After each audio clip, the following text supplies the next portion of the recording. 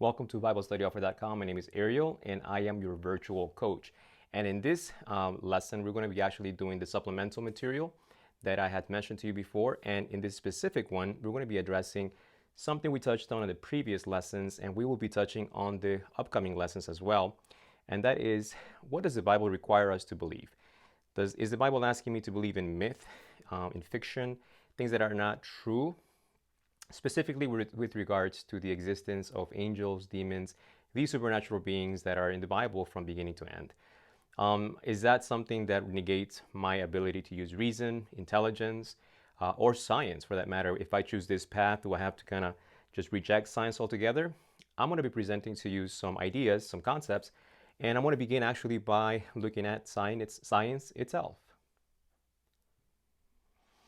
So we can conclude with high level of certainty that there are things we cannot see or perceive that are there. Radio waves, microwaves, ultrasound waves, and true, we have instrumentation that can detect the existence of these energy waves or etc., sound waves, even though we do not see them. But there is the fact that just because we don't see something doesn't mean that it doesn't exist. And though we have instrumentation to pick these things up, how do we know we don't have instrumentation to pick other things up as well? How do we know that there's other things out there? We just simply don't have the instrumentation to detect them.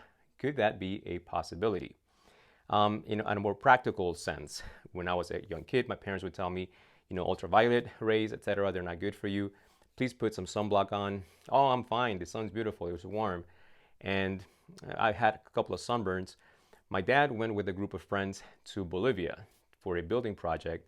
And the individuals that went with my dad were all roofers. Well, the majority of them were roofers, construction individuals. But the roofers, especially in Pennsylvania, they worked all summer long on the roofs without shirts. Their skin looked like leather.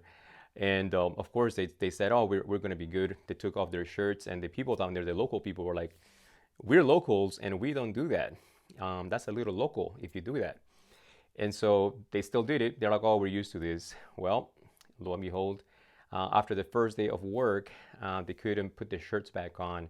These blisters were humongous and extremely painful. And they realized the sun looked the same here in Bolivia as it did in Pennsylvania. But there are these things that we do not see that are really there, and they can impact and affect us. Science, for the most part, is great. I love it. And I'm not trying to say that science is evil. For the most part, I think most scientists are worried that humans will get caught up in ideas that are erroneous and could be potentially harmful. I get it. And I thank the scientific community for thinking that way. I would invite the scientific community to consider, though, some of these presuppositions that we come at with life. For instance, science is the only method to look at the world and determine what is real. Science alone can tell us what exists in reality and what does not. To this, I would like to add one additional thought. Science alone cannot completely identify everything that does in fact exist. Up to 1933, we had no clue that what is in a great abundance in the universe, we have been completely oblivious to its existence. And we've simply called it, the scientific community has simply called it dark matter. And here's a question. How do we know that there isn't darker matter somewhere out there? We just haven't figured out or done the calculations or have the instrumentation to detect its existence. This is the big limitation of science. We do not know what we do not know. And until we discover it, we didn't realize it was there all along.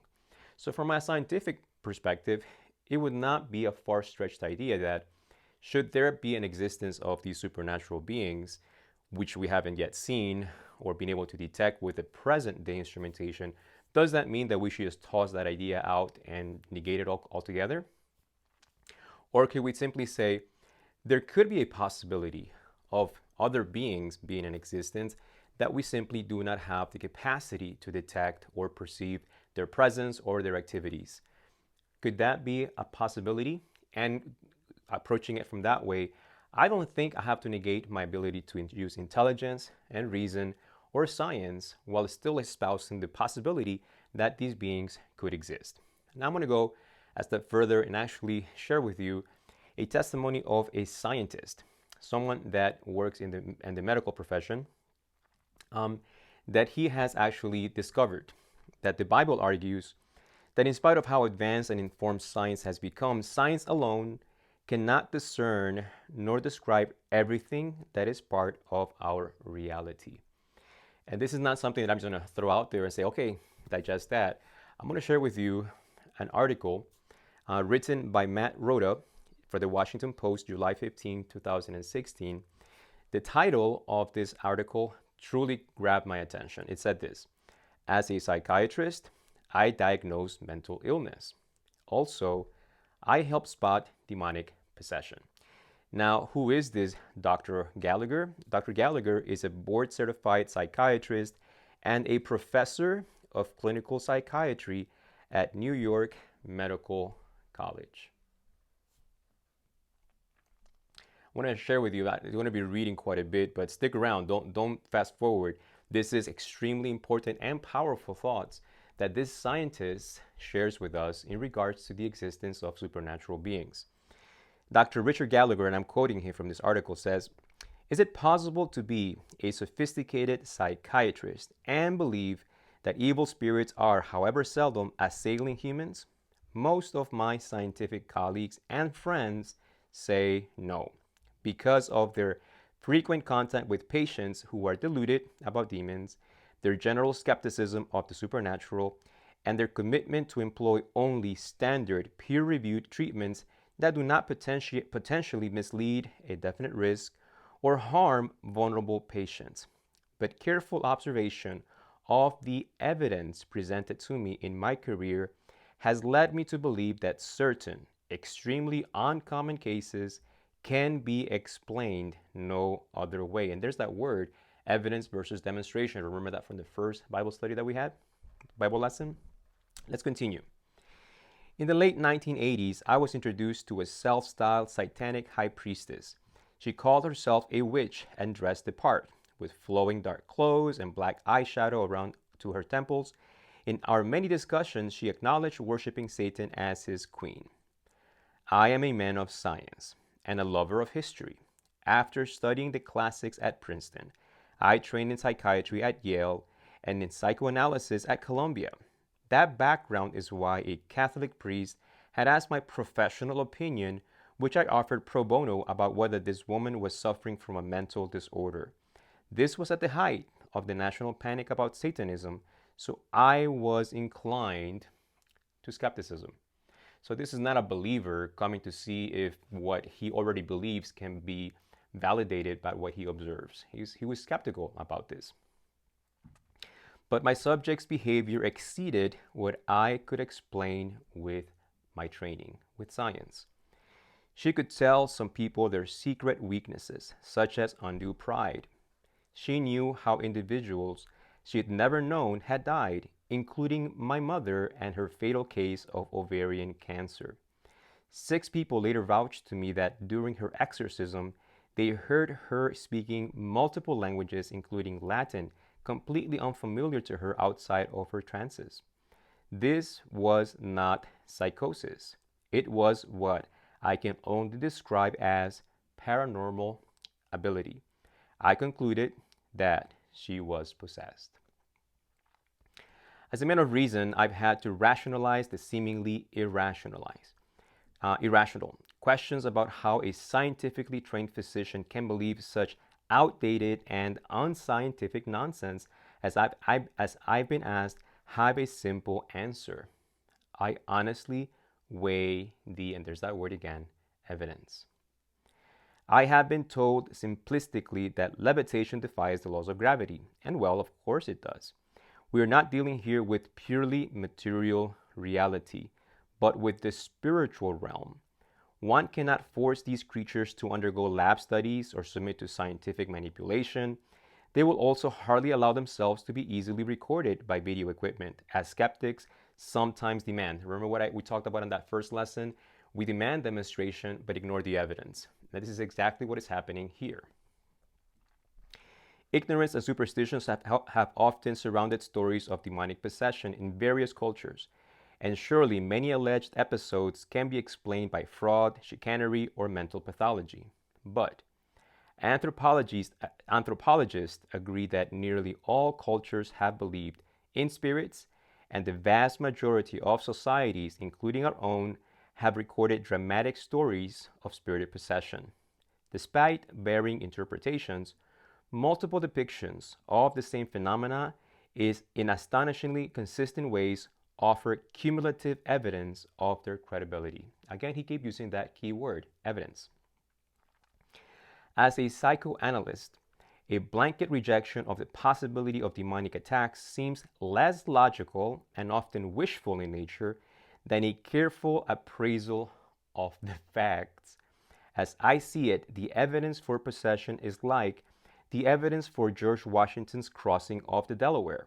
In both cases, written historical accounts with numerous sound witnesses testify to their accuracy. Now, the bolds and the italics I've added to the text. And the reason I bolded and italicized those last two statements is because written historical accounts with numerous sound witnesses is precisely what this document is. And it provides evidence, not demonstration. The Bible argues that in spite how advanced and informed science has become, science alone cannot discern everything that is part of our reality. Remember that statement. We do not know what we do not know. And it's not until we sometimes accidentally stumble on things that we realize, oh, look at that. This has been here all along. And we were inventing this instrument to detect this, but look, we've also picked up these other things that we didn't even know existed. So just because we do not have the capacity to study, observe, or analyze does not mean something does not exist. And according to Dr. Gallagher, we do have evidence. Science cannot completely identify everything that does in fact exist. Faith does. And faith and science can coexist within a person's mind and heart. Faith does not require you to negate intelligence, reason, or science. In fact, what this account from this psychoanalyst showed me is that faith and science are actually essential together. You need both to be able to arrive at conclusions, and one checks the other and keep both humble. Faith keeps reminding science, don't chuck it just because you say, I can't see it, or I cannot see a demonstration of its existence. Faith says, be patient. Remember dark matter? We didn't know it was in existence until the 1930s, and it was the most abundant thing in the universe, and we had no clue that it was there. Let's be humble about what we think is real and what we think it's not. So I want to encourage you. I hope this additional material was helpful for you. I want to encourage you to subscribe to this channel. As I record these episodes, I will be uploading them, and then you'll be notified whenever that happens. Also, you may have more questions. I may not have addressed everything that you may be thinking of. So we can chat. You can text, send me a message via WhatsApp, and we can do a video call via WhatsApp or Zoom if that's your preference.